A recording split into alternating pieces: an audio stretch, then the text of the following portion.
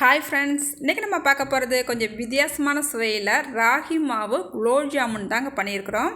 இதோட சுவையை சொல்கிறதுக்கு வார்த்தையே இல்லைங்க. அப்படியே அந்த சிரப்போடு அப்படி ஒரு குலோப் ஜாமுன் எடுத்து அப்படி வாயில் வச்சு அப்படியே சாப்பிடும் போது அப்பப்பப்பப்பப்பா அப்படி ஒரு சாஃப்டாக அவ்வளோ டேஸ்ட்டாக இருக்குங்க. இதை சொல்கிறதுக்கு வார்த்தையே இல்லை இதோட டேஸ்ட்டை.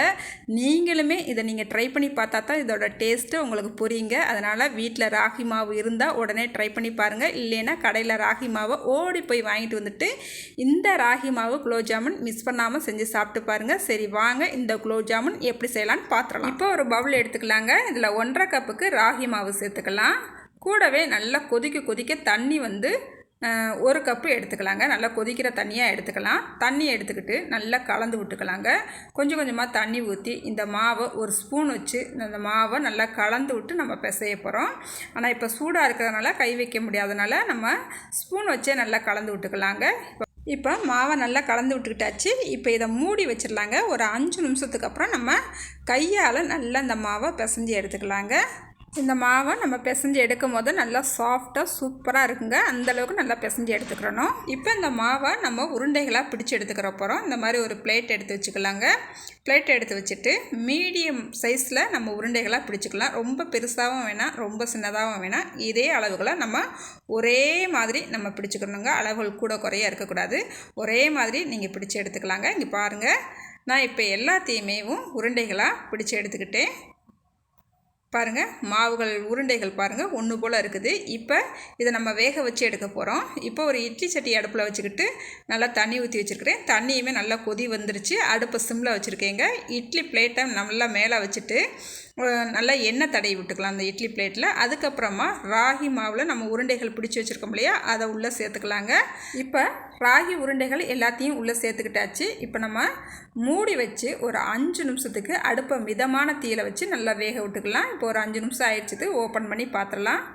பாருங்கள், நல்லா வெந்து வந்திருக்குது. 5 நிமிஷம் தான் வேக விடணும். ரொம்ப நேரம் வேக விட்டால் நம்மளுக்கு கல் போல் ஆயிருங்க. 5 நிமிஷத்துக்கு வேக விட்டுட்டு ஒரு 5 நிமிஷத்துக்கு இதை நல்லா ஆற விட்டுட்டு நம்ம எடுத்துக்கலாங்க. இங்கே பாருங்கள், நம்ம எடுக்கும் போது தனித்தனியாக நம்மளுக்கு பிரிக்கிறதுக்கு சூப்பராக அந்த உருண்டைகள் வந்துடும்.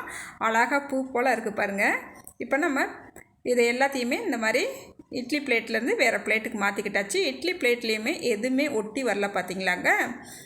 இப்போ இது இப்படியே இருக்கட்டும். அதுக்கப்புறமா ஒரு கடாய் அடுப்பில் வச்சுக்கலாம். இதில் 1.5 கப்புக்கு நாட்டு சக்கரை சேர்த்துருக்குறேன். இன்றைக்கி நம்ம இந்த செஞ்சுருக்கிற ஸ்வீட் வந்து நல்லா தித்திப்பாக சூப்பராக இருக்குங்க. உங்களுக்கு ஸ்வீட் கொஞ்சம் கம்மியாக வேணும்னா 1.25 கப்பு கூட நீங்கள் சேர்த்துக்கலாங்க. இப்போ 1.5 கப்புக்கு தண்ணி சேர்த்துருக்கேன். தண்ணி சேர்த்துட்டு அடுப்பை மிதமான தீயில வச்சுக்கிட்டே இந்த நாட்டு சக்கரையை நல்லா கரைய விட்டுறலாம். இப்போ பாருங்கள், நாட்டு சக்கரை சூப்பராக கரைஞ்சி வந்துருச்சு. இந்த இடத்துல நீங்கள் வெல்லம் சேர்க்குறதா இருந்தாலும் கூட சேர்த்துட்டு வெல்லம் நல்லா கரைஞ்சி வந்த பிறகு வடிகட்டிட்டு அதுக்கப்புறமா நீங்கள் கடாய்க்கு மாற்றிக்குங்க. இப்போ நம்ம அந்த ராகி மாவு உருண்டைகளை உள்ளே சேர்த்துக்கிட்டாச்சு. சேர்த்துட்டு அடுப்பை மிதமான தீயில வச்சுக்கிட்டேவும் இதை நல்லா வேக விடலாங்க. இது கூடவே ஒரு 4 ஏலக்காவை நல்லா தட்டிட்டு சேர்த்துருக்குறேன். உங்கள்கிட்ட ஏலக்காய் பொடி இருந்தாலும் 1 ஸ்பூன் அளவு கூட சேர்த்துக்குங்க. இப்போ சிம்மில் வச்சுக்கிட்டேவும் ஒரு 3 நிமிஷத்துக்கு இதை நல்லா வேக விட்டுறலாங்க. இப்போ நம்ம ஏலக்காய் சேர்த்து ஒரு 3 நிமிஷத்துக்கு நல்லா வேக விட்டுக்கிட்டாச்சு. வாசம் சும்மா கமன்னு வருதுங்க.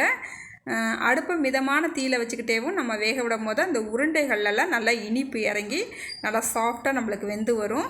பாருங்கள், எவ்வளோ பார்த்தாலே உங்களுக்கு தெரியும். கொஞ்சம் கூட நம்மளுக்கு இந்த உருண்டைகள் கரைஞ்சும் போகாது. ஏன்னா வேக வச்சு எடுத்துட்டோம் இல்லையா, அதனால் கொஞ்சம் கூட நம்மளுக்கு கரைஞ்சி போகாதுங்க. இப்போ மறுபடியும் 1 நிமிஷத்துக்கு அடுப்பை ஏற்றி வச்சு நம்ம வேக விடலாங்க. அந்த ஏற்றி வச்சு வேக விடும் போதேவும் கொஞ்சமாக தேங்காய் பூ சேர்த்துக்கலாம். தேங்காய் பூ மிஸ் பண்ணாமல் சேர்த்துக்குங்க. இந்த தேங்காய் பூ நம்ம சேர்க்கும் போது அதோடய ஃப்ளேவரும் சூப்பராக வருங்க. இப்போ அடுப்பை ஏற்றி வச்சு 1 நிமிஷத்துக்கு நம்ம தேங்காய் பூ சேர்த்தா பிறகு வேக விடலாங்க.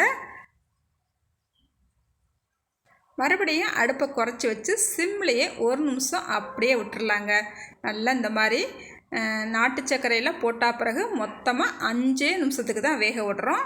5 நிமிஷம் நம்ம ஆவியில் அவிச்சு எடுத்துருக்குறோம். 5 நிமிஷம் இந்த மாதிரி வேக விட்டு எடுத்துக்கிறாங்க. போதும், அடுப்பை ஆஃப் பண்ணிடலாம். இப்போ ராகி மாவில் செஞ்ச குலோப் ஜாமுன் சூப்பராக ரெடி ஆகிடுச்சிங்க. அப்படியேவும் நம்ம குலோப் ஜாமுன் எப்படி இருக்குமோ அதே போல் இந்த சிரப்பு நம்மளுக்கு அப்படியே கரெக்டாக அதே அளவில் இருக்கும். இந்த ராகி மாவு இந்த குலோப் ஜாமுன் சாப்பிட்றதுக்குமே ரொம்ப டேஸ்ட்டாக நல்லா சாஃப்டாக வந்துருக்குங்க. அந்த வேக வைக்கிற அந்த நேரம் வந்து கரெக்டாக நீங்கள் வச்சாதான் இந்த ராகி மாவு இந்த மாதிரி நம்மளுக்கு சாஃப்டாக வருங்க. நான் எங்கள் வீட்டில் இன்றைக்கி செஞ்சு கொடுத்தேன். செஞ்சு கொடுத்த உடனே டக்குன்னு காலி ஆயிடுச்சுங்க. ஏன்னா இதோட டேஸ்ட்டு எல்லாருக்குமே ரொம்ப ரொம்ப ரொம்ப பிடிக்குங்க. எனக்குமே ரொம்ப ரொம்ப பிடிச்சிச்சு.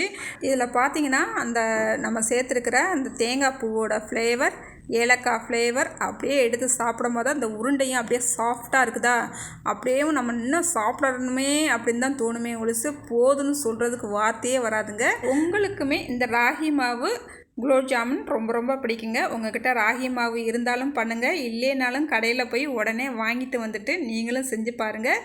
செஞ்சு சாப்பிட்டு பார்த்துட்டு எப்படி இருந்துச்சுன்னு மறக்காமல் கமெண்ட்டில் சொல்லுங்கள். இந்த வீடியோ உங்களுக்கு பிடிச்சிருக்குன்னு நம்புகிறேங்க. இந்த வீடியோ பிடிச்சிருந்தா மறக்காமல் இந்த வீடியோவுக்கு ஒரு லைக் பண்ணிவிடுங்க. அடுத்த ஒரு வீடியோவில் பார்க்கலாங்க. பாய்.